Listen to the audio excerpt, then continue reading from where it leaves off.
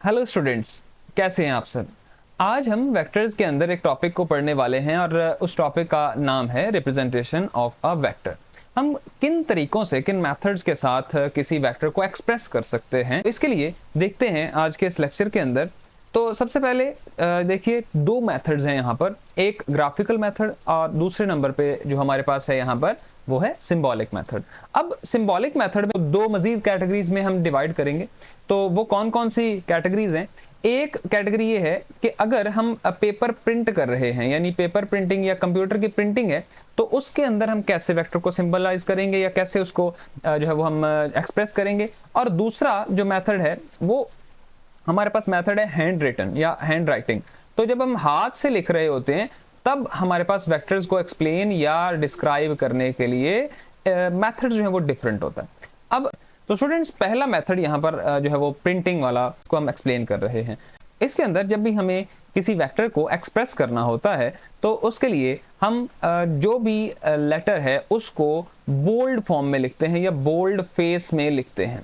अब bold face में लिखने का मतलब ये है कि हम जो भी कोई भी वेक्टर है उसको आप लिख रहे हो तो उसके लिए हम थोड़ा थिक कर देते हैं, यानी कि जो भी आपने वेक्टर जिसको रिप्रेजेंट करना है उसको हम थिक करके बनाएंगे या थिक करके लिखेंगे।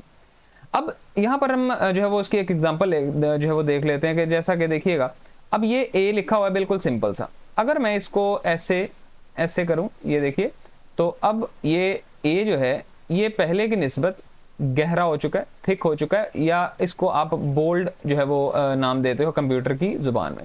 तो अब इस ए को हम वेक्टर ए पढ़ेंगे। ये अब ए जो है सिंपल, इसको क्या नाम दिया जाएगा? Vector A.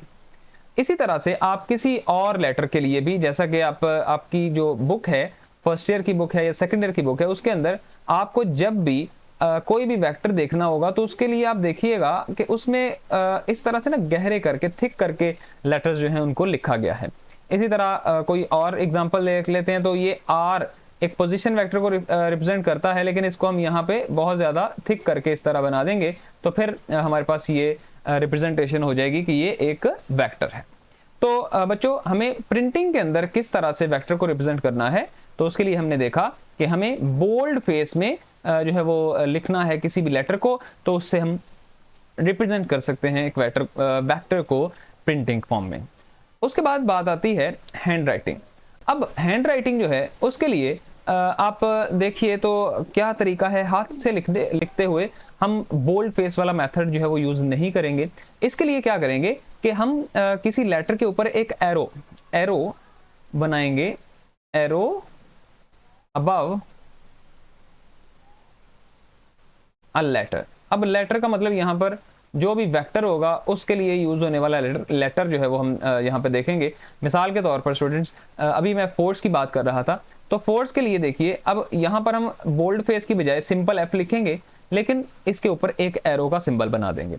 इसी तरह मैं अभी आर वेक्टर, पोजीशन वेक्टर की बात कर रहा था, तो उसमें हमने बोल्ड फेस यूज किया था प्रिंटिंग के अंदर, लेकिन जब हम हाथ से लिखेंगे तो ये काम हाथ से करना आसान है, यानी कि एरो बनाना जो है वो हैंड रिटन में इजी मेथड होता है, जबकि कंप्यूटर प्रिंटिंग में बोल्ड करना जो है वो एक इजी मेथड समझा जाता है। क्यों?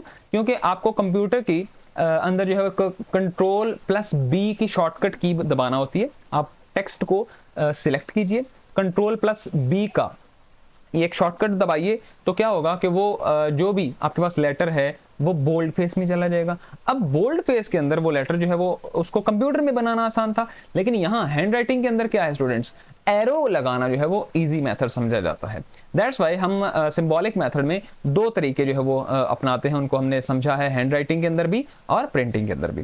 तो इसके अलावा और भी वेक्टर जो है उनको रिप्रेजेंट किया जा सकता है। मिसाल के तौर पर टॉर्क है, तो ये हम टॉर्क जो है उसके ऊपर एरो बना देंगे, तो ये भी जो है वो हमारे पास एक मेथड या एग्जांपल हो सकती है।